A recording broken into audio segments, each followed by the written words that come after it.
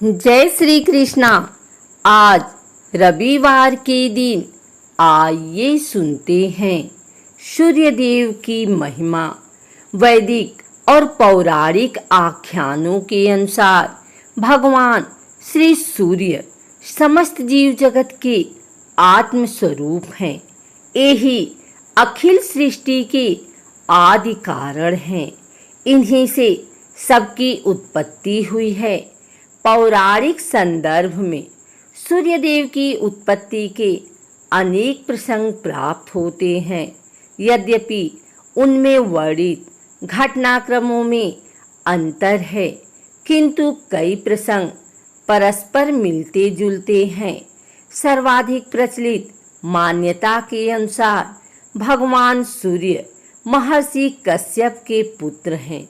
वे महर्षि कश्यप की पत्नी अदिति के गर्भ से उत्पन्न हुए। अदिति के पुत्र होने के कारण ही उनका एक नाम आदित्य हुआ।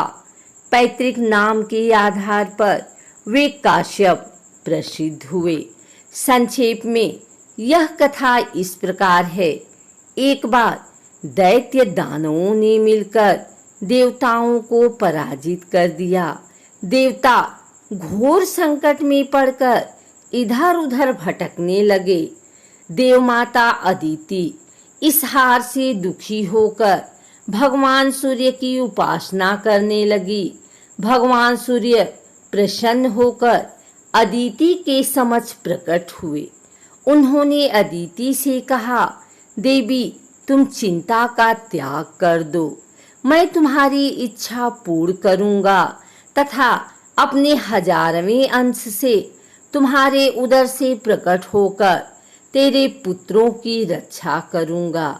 इतना कहकर भगवान सूर्य अंतर ध्यान हो गए।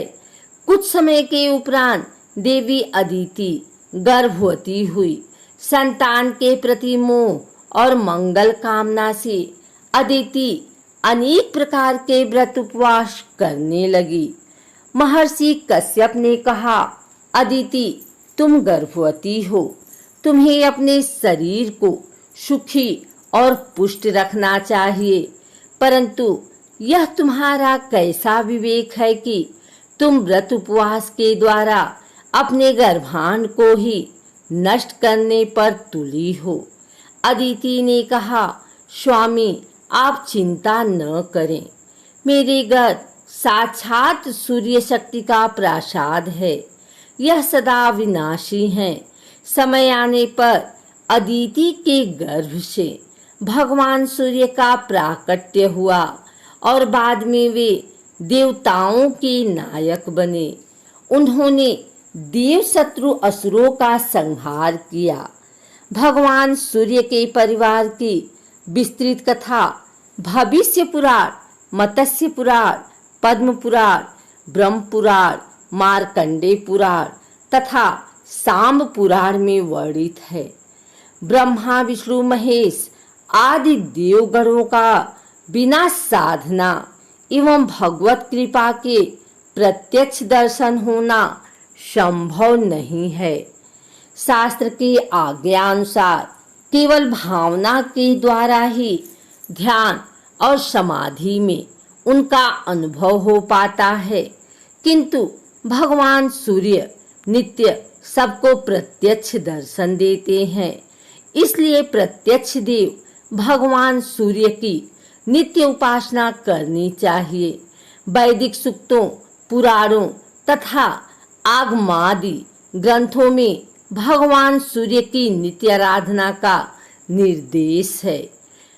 अनादिकाल से भारतीय कर्मनिष्ठ द्विजादि जिन्हें प्रतिदिन अपनी अर्घ्यांजलि निवेदित करते हैं, जो समस्त सराचर जगत के जीवनदाता और संपूर्ण प्राणियों के आराध्य हैं, उन ज्योतिघन जीवन, उष्णता और ज्ञान के स्वरूप भगवान सूर्य नारायण को हमारा सतत प्रणिपात।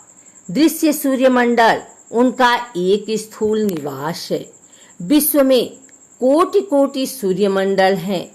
विज्ञान आकाशगंगा के प्रत्येक तारक को सूर्य कहता है। हमारे गगन की आकाशगंगा के पीछे कितने ही निहारिका मंडल हैं। सब आकाशगंगा हैं, सब सूर्यों से जगमगाती हैं। कोई नहीं जानता उनकी संख्या कितनी है। उन सब सूर्यों के अधिष्ठाता भगवान नारायण ही हैं। श्री सूर्य नारायण की आराधना इसी रूप में आराधक करते हैं। महर्षि कश्यप लोक पिता हैं। उनकी पत्नी देव माता अदिति के गर्भ से भगवान विराट के नेत्रों से व्यक्त सूर्यदेव जगत में प्रकट हुए। सूर्यमंडल का दृश्य रूप भौतिक जगत में उनकी देन है। विश्वकर्मा की पुत्री संज्ञा से उनका परिणय हुआ। संज्ञा के 2 पुत्र और 1 कन्या हुई। श्राद्धदेव वैवस्वत मनु और यमराज तथा यमुना जी। संज्ञा भगवान सूर्य के तेज को सहन नहीं कर पाती थी। उसने अपनी छाया उनके पास छोड़ दी और स्वयं घोड़ी का रूप धारण करके तप करने लगी। उस छाया ने शनैश्चर, सावर्णी मनु और तप्ती नामक कन्या हुई। भगवान सूर्य ने जब संज्ञा को तप करते देखा तो उसे संतुष्ट करके अपने यहाँ ले आए। संज्ञा के बड़वा रूप से अश्विनी कुमार हुए। त्रेता में कपिराज सुग्रीव और द्वापर में महारथी कर्ण भगवान सूर्य के अंश से ही उत्पन्न हुए। पक्षीराज गरुड़ के बड़े भाई विंतानंदन अरुण जी भगवान सूर्य के रथ को हाँकते हैं। रथ में 7 उज्जवल घोड़े जुटे हैं। अहर्निश यह रथ पूर्ण वेग से चलता रहता है। सौर सिद्धांत भी वस्तुतः सूर्य को गतिशील मानता है। विज्ञान के महान विद्वान अभी परस्पर इस संबंध में सहमत नहीं है। उनका अन्वेषण चल रहा है। नित्य नए सिद्धांत वहां बनते जा रहे हैं। भगवान सूर्य अपने रथ पर आसीन अविश्रांत भाव से मेरु की प्रदक्षिणा करते रहते हैं। उन्हीं के द्वारा दिन रात्रि, मास, ऋतु, अयन, वर्ष आदि का विभाग होता है। वहीं दिशाओं के भी विभाजक हैं। भगवान सूर्य की उपासना 12 महीनों में 12 नामों से होती है। उस समय उनके पार्षद भी परिवर्तित हो जाते हैं। इन पार्षदों में ऋषि, अप्सराएं, गंधर्व, राक्षस, भल और नाग हैं।